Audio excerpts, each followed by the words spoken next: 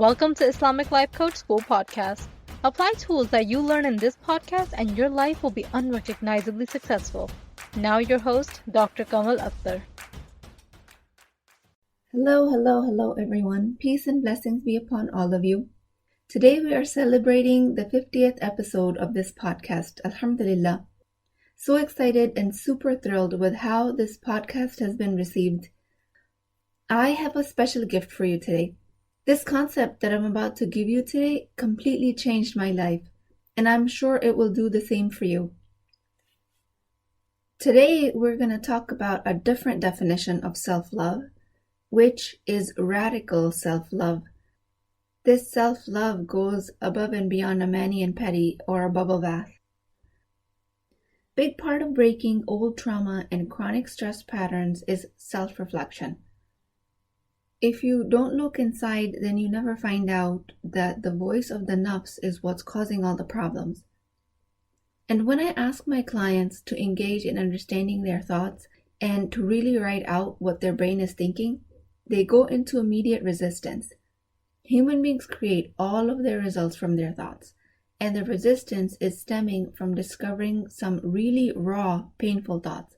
After that, naturally, the reaction is to completely shut down and to stop the process.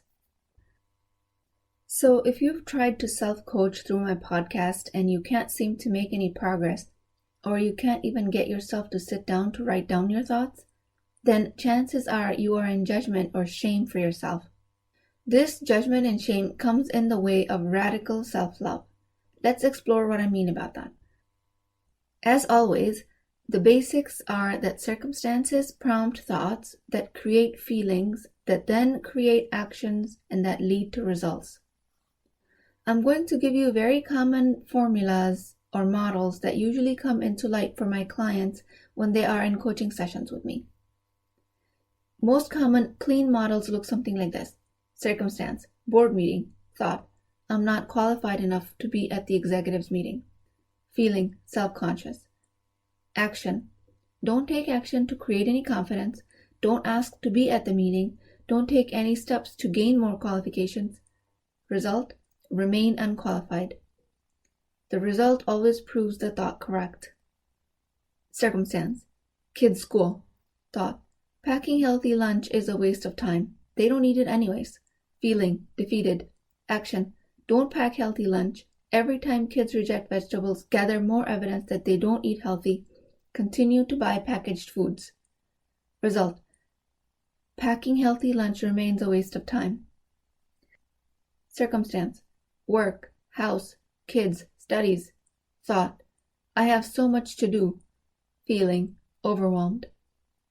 I spin and worry about how much there is to do, not spending any actual time monotasking in each field, not getting anything done. Result, so much remains to be done. Circumstance, waking up at 8 a.m. Thought, I can never pray Fajr on time. Feeling, frustrated. Action, I notice how everyone else seems to be praying on time, feeling worse by comparison. Constant cycling of frustration and missing recitation of the Quran, worrying about missing your ibadah while standing in other prayers. Gathering more evidence in life how I can't pray with concentration. Result, proving thoughts of not praying on time. Circumstance, work, thought, I am in a low-level job. Feeling, unmotivated. Action, I don't work to provide value. I don't bring energy to workspace. I see how everyone else is also just going through the motions. Nothing about work excites me. Result, it continues to be a low-level job. These are just some of the examples of undesired results that my clients are living. For these types of models to come into awareness, a few things need to happen. First, you have to create a clean model, meaning circumstances have to be completely factual. My mother-in-law is a horrible person is not a circumstance. That's your opinion. Your mother-in-law is the circumstance, which is completely neutral. After that, you have to figure out which problematic thought you're having so that you can plug that into the thought line. Only one sentence can go in the thought line. And for this thought to even come to surface for you to self-coach around it, you have to write things down. This is the part where I get the most resistance. people would rather have me solve all of their problems. They would rather have me bring everything to awareness for them, but they don't want to do it for themselves. Guess what, guys? I'm not always going to be around, even if you're in my program, so I teach this method to you regardless. In my program, we just go into a lot more detail about this model with my coaching. But until you're deciding to sign up for my coaching, go to my website, www.islamiclifecoachschool.com/free to get the 10-step guide to self-coaching. The next is the feeling line, where you write down one emotion. I don't feel like doing work today is not an emotion. Or I feel like I want to eat the whole chocolate cake is not an emotion. They are just more thoughts. Here you have to put down one word for an emotion. The thought from the T line generates that emotion. Next is the action line, where you write down all the actions that you're taking from that feeling, including any inactions or any thought actions. Then comes the result line, which usually proves any of the lines above, but especially the thought line. So why would people rather have me solve their problems and not themselves? And that's because I come off as an authority figure to them. I train very hard in the discipline of coaching, and they don't think they have those skills. That's understandable, but also untrue. I mean, understandable, but completely not true. Everyone has skills to coach themselves. The problem actually is that when clients decide to self-reflect, a lot of ugly thoughts show their face, like in the examples above. And immediate reaction is to go into judgment for yourself for having these thoughts and completely shut down and not look back. This discovery of, I can't believe I'm having these thoughts, makes you want to seal them off and walk away, which means all these thoughts continue to create the results in your life from a subconscious level. The trick to making this process easy is to remember that at any given point, the brain is having a tug of war between two parts, one brain and two minds. One is the higher brain, the executive mind, the future planning and controlling mind. The other one is the lower brain, the comfort-seeking, the pleasure-seeking, the avoiding pain mind. One is the guidance of your soul, and the other one is the voice of your nafs. One brain says, I have big dreams, I want to do things, I want to go places. The other one says, sit back down, there's no way anything you do will make any difference. So we have a loving mind and an abusive mind. So when you actually sit down to do a thought output, when you write your own thoughts down, you are writing sentences that are originating from either of these two sources. Thoughts creating negative results in your life come from the nafs, or the lower brain. The thoughts creating best results in your life come from the executive brain. You go into shutdown mode because you judge yourself for having negative thoughts that create negative results. And when you shut down, you cannot create change. Radical self-love is actually the opposite of this judgment. Radical love is that you love yourself for having these thoughts. Revolutionary. Imagine when you do your self-reflection and you see that you have one of these above thoughts, I have so much to do, I cannot pray on time, not qualified to be at the meeting. When you're doing this writing exercise and these sentences come into light, at that point, imagine you're sitting in a room with two of you, one that is writing these thoughts and the one that is observing you writing these thoughts. One person is the thinker and the other one is the watcher of the first person. Both are sitting across from each other at the table. So here, when you're doing this watching, your relationship with your internal self is activated. This is self-reflection. Remember, Allah doesn't change the condition of the people until they change what is in themselves. First step to this internal change is this self-reflection. Majority of people in the world do not engage in this active watching of the self because it makes them uncomfortable. But this watching of the self is the key to success. So if you're not considering two people in the room, you're doing it wrong. You have to be the observer and the doer of the thinking. That's two people. Once you're watching yourself from across the table What are the emotions you're feeling about the person who's responsible for this thinking, this model? Remember, this version of you is saying, I have a low-level job. I have so much to do. I'm not qualified. I can't ever seem to lose weight. On and on and on. How do you feel about her? My guess is that you're feeling anger, frustration, pity, shame, judgment. My guess you're going to be mad at her for feeding you this poison. I know I was personally enraged. I thought to myself, how dare she? How can I possibly be thinking this? Here I am, telling myself I'm less than others, less successful, less spiritual. How come I've been telling myself this all my life? This garbage, this filth, this nonsense. I was in deep, deep anger and frustration over myself. Which is now sitting across the table from me, my nafs. You are sitting across the table from you, and you do not like what you see. This is where self-reflection comes to a hard stop. But the irony is, learning to accept her is the only way to create change in your life. If you keep ignoring her existence, or if you stay angry at her, she will continue to run your life. Whatever you feel for her is your relationship with you, and that is what you will feel for other people. If you judge her, you will constantly be judging others. If you hate her, you will be hating everyone and everything. If you are angry, if you are sad, upset, if you can't forgive her, you will feel the same about other people in your life. What you feel inwardly is what you project outwardly, and then the cycle perpetuates because whatever feedback you're getting from the world proves to you how much hate and anger there is to be felt for yourself. We have it all backwards. We're trying to solve problems outwards in, they need to be solved inwards out.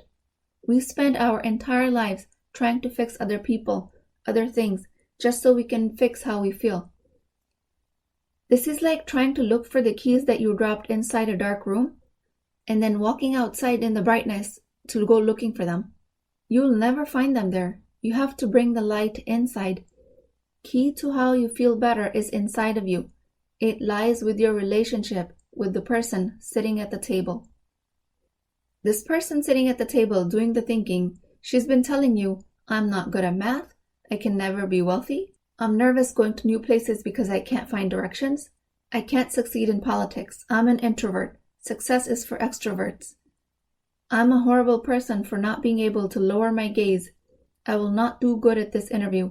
My kids can never be successful because I can't teach them the perfect Islam. This is non-stop. When you take a seat at the table with her, who has been feeding you this ugliness, whatever you feel about her is your relationship with you. This relationship primes you to think and feel the way you do about the world. And that is exactly how you will perceive the world is treating you. So if you hate her, you will hate the world, and the world will hate you back. If you're angry, you will see angry people everywhere, and you will see Allah's anger and punishment everywhere.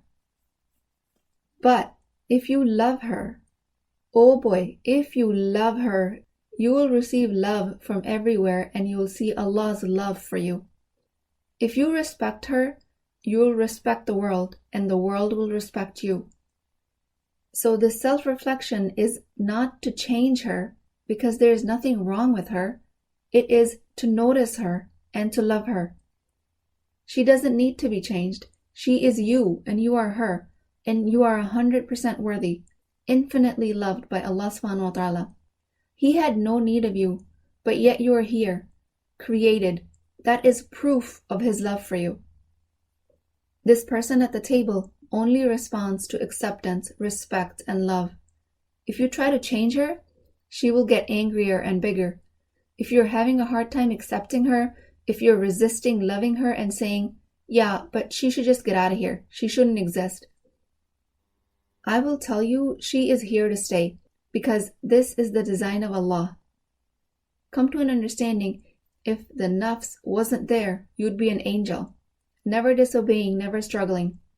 This is the design of the Creator, and she was always meant to be there.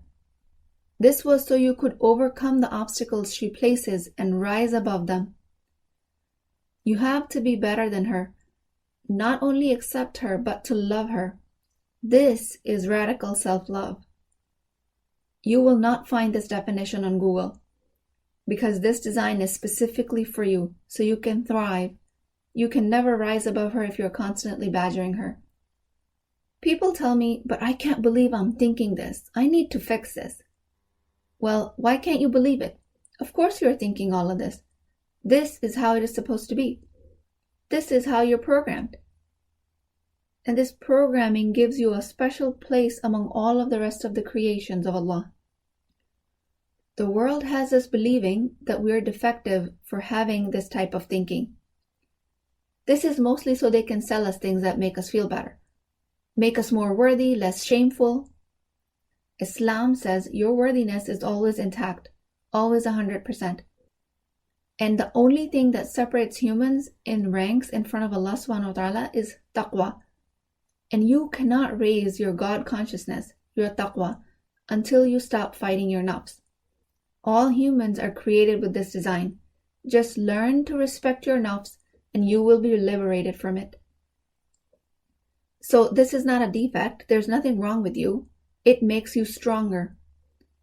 Respect her and love her for the sake of radical self-love. Through this love, you'll come to see the love of Allah subhanahu wa ta'ala. Only through this love is when you start to see the love of other human beings for you, your husband, your children, your parents, even strangers.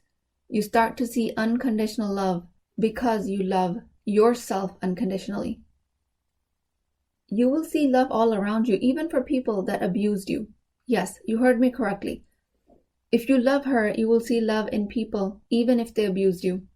They've been acting from their own nafs all along. They just happen to hate their nafs, and that's why they hate themselves. They never accepted it. That's why their nafs rules them. This is how you find forgiveness for others. By forgiving your nafs, that person at the table. Anyone that has ever tried to take your rights is just being a slave to their nafs. And I've said it before in my episode related to trauma that just because you accepted your abuser for who they are does not mean that you allowed their behavior or somehow you brought it upon yourself. Just that you're accepting what happened because that was real. When you drop the resistance to reality, you can change it. Your radical love for yourself will liberate you. Do not just forgive her, love her with passion, with strength, with commitment. I am committed to loving the person at the table with me. She is me. After you've practiced this kind of love for yourself, the struggle to find time to go for a spa day is going to seem so inconsequential. But you're welcome to do that if that's what you want. You, sitting across from you at the table, the observer and the doer of the thinking, remember, observation of this thinking is strictly a higher brain function. This person who's doing the thinking is telling you, I can't be a millionaire. I can't be the president of the United States. How can I be a good Muslim? I can't even pray on time. Nobody wants my product. It's hard to create a business.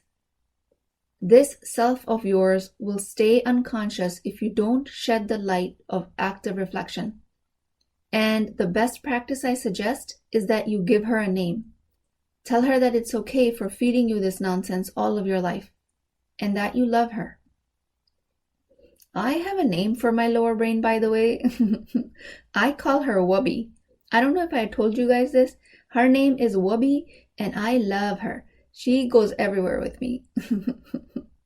Name that self sitting across the table from you. Name her something innocent, even nonsensical, reminding you how inconsequential her thoughts are once you identify them. Use the model to deepen the radical love for yourself. Do not use it to find faults. That is not what the model is supposed to be for. This way, you're actually deepening the love for your Creator, and that is the reason we use self-reflection. We don't use it to hate ourselves more or to fix something that is broken. We do it to polish our hearts so we can then receive the love of Allah subhanahu wa ta'ala. After having gone through a lifetime of a thick jungle of hardships and struggles, we come to a clearing where we find love for ourselves and the unconditional love of Allah subhanahu wa ta'ala for us. From that clear field, you can launch your life to be at the highest possible altitude. You use that open space as a launching pad. Modern psychologists have you watch yourself against yourself. Have you protect yourself against yourself. They tell you the self is out to get the self. And all this time you're thinking, what is going on? Which self is after me and which self is for me? Which one is protecting me and which one is fighting me? It gets all so confusing. You only have one true self, and that is your soul, that Allah created in His image, that was breathed into you in the womb. Your connection to your soul, and in turn Allah subhanahu wa ta'ala, is through your higher thoughts and feelings. That's all.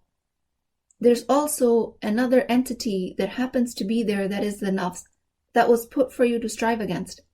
But that does not define you. She will only define you if you don't recognize her. Loving her renders her powerless. Any resistance to knowing yourself on such a deep, intimate level is what blocks the light of the Nur of Allah from entering. That's what keeps the heart in the dark. Once you allow the light in, through choosing love for your nafs, you will progress towards nafs al-mutma'inna, feeling peaceful and tranquil. The most incredible thing is when people are asked if everything in the world was ideal, how would they want to feel? They don't say happy. They say peaceful. This includes all of my clients. So we are all striving for that nafs al-mutma'inna, that tranquility. All of the self-limiting beliefs are because of the nafs, and your hate and anger for her is blocking you from changing any of these beliefs. So you love her anyways. You don't love her despite her shortcomings. You love her because of them. She doesn't know any better. She will always be this way. And she will always be with you until the day you die. So why not choose love? Total and unconditional love. The highest emotion a human being can feel and project. This way, the nafs will be rendered powerless. She will have no grounding to cause havoc and disruption. And shaitan will have no place to live.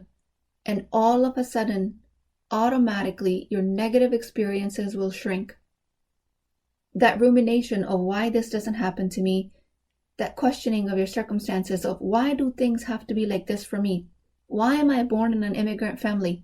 Why do I have an accent and English is not my first language? Why is my skin dark? This disagreement with your qadr is the nafs talking. I want you to separate her from reality. Bring her into recognition.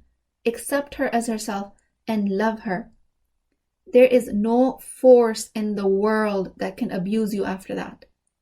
Because if you love this part of you, then no force outside of you can make you feel bad about yourself. This is the function of self-reflection through CTFAR. This is why I love this approach so much. You cannot tell if your thought is coming from the nafs until you find out what result it is creating for you. If the result is not serving you, it is a thought coming from your nafs. This is the most simplified, most applicable form of cognitive behavioral therapy. This formula lets you coach yourself. This, to me, is the highest purpose of self-reflection. And I am a firm believer that this level of mental health can be available to everyone. Technology is available to everyone at the palm of their hands. Why not mental health? So go get your free guide to self-reflection at islamiclifecoachschool.com/free, titled 10 Steps to Self-Coaching. That is my free gift to you in celebration of our 50th episode. I will also leave the link in the show notes. Every time you sit for self-reflection to shed light on any undesirable experience, bring that second person in the room. How you feel about the person doing the thinking defines your relationship with yourself. I pray for a lifetime of love and fulfillment for you, for yourself. I pray for a lifetime of tranquility for each and every one of you. And that can only be achieved through accepting this design of our Creator. Alhamdulillah. through the knowledge of positive psychology, through neurosciences, through the power of heart and mind. I am committed to providing you value through this podcast. You can also find me on Facebook, Instagram, and TikTok. I will add all those links in the show notes. And of course, I'm committed to providing you the highest value through my coaching programs. Please pray for barakah for my time and my efforts in this journey. And as a special request for the 50th episode, since I gave you such a life-changing concept, please leave me a review for this podcast. I pray through active self-reflection, you get to recognize how harmless your nafs actually is, that person at the table, and I pray that you find radical self-love. I will talk to you guys next time. If you're interested in getting coached by me, I'm offering a very affordable opportunity to do that with Wisdom Wednesdays. This is not a course, not a lecture. This is an opportunity for live coaching, real change with Islamic adab and etiquette. You do not need more information. You actually need a space to create change. At $19.99 a month, which is the price of takeout dinner, you as a Muslim woman will create confidence, intimacy, and connection without shame or fear of judgment, because your privacy is my highest priority. So join at www.islamiclifecoachschool.com, resources, Wisdom Wednesdays. I'll see you inside, inshallah.